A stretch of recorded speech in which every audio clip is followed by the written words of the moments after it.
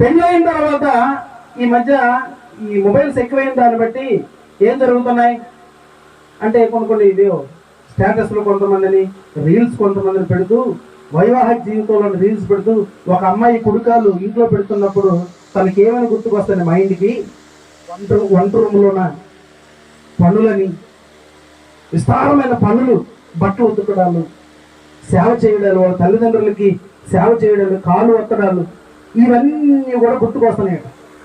వెంటనే దండ తీసి పారిపోద్ది అక్కడి నుంచి. ఏమో పారిపోయామంటే నీ ఇంట్లో అడుగు పెడితే నా మైండ్ అంతా దేంతో నిండిపోతుంది అంటే పనులతోనే నిండిపోతుంది. అట్లా కాకుండా ధర్మశాస్త్రం ఎప్పుడు కూడా, ధర్మశాస్త్రమైన భర్త ఏం చేస్తున్నాడంటే చెబుతాడు కానీ చెయ్యడు. వినాలి, చెబుతాడు కానీ చెయ్యడు. ఈ కుమారుడు ఉన్నాడు, తన భార్యకి నువ్వు ఇలా ఉండాలి అని చెప్పేసిన తర్వాత అలా ఉండాలి, కరెక్టే. భార్య అంటది నాకు నువ్వు సహాయం చేస్తావా అంటే నేను చెయ్యను. ఈ రోజుల్లో ఉన్న ఇంట్లోన భార్యకి సహాయం చేయడానికి భర్తలు కొంతమంది వెనుకాడుతారన్నమాట.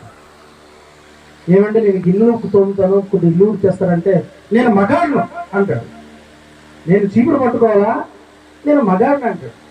ఏమంటే నేను బట్టలు ఉతికేస్తాను, పోనీ పైకి వెళ్ళి మేడ మీదకి వెళ్ళి ఆరేస్తారంటే నేను మగాడిని అంటాడు.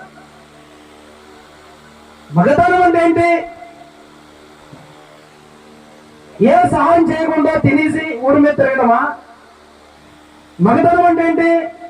సరే నువ్వు కష్టపడతావు, వస్తావు, ఇంట్లోకి వచ్చిన తర్వాత భార్యకి ఆ మాత్రం సహాయం చేయలేవా?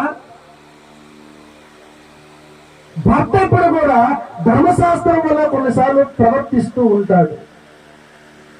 ధర్మశాస్త్రం వల్లే ప్రవర్తిస్తూ ఉంటాడు అన్నమాట. అలా కాకుండా ఇప్పుడు దేవుడికి ఆ ధర్మశాస్త్రం కింద ఉన్న విశ్వాసి ప్రార్థన చేస్తున్నాడు. ఏమని ప్రార్థన చేస్తున్నాడు? ప్రభువా, నేను ఇచ్చిన ధర్మశాస్త్రమును నేనైతే నెరవేర్చలేకపోతున్నాను కనుక దీనితో నాకు విడాకుల కావాలని కోరుకుంటున్నాడు విశ్వాసి. దీనితో విడాకులు కావాలి, ధర్మశాస్త్రముతో విడాకులు కావాలి.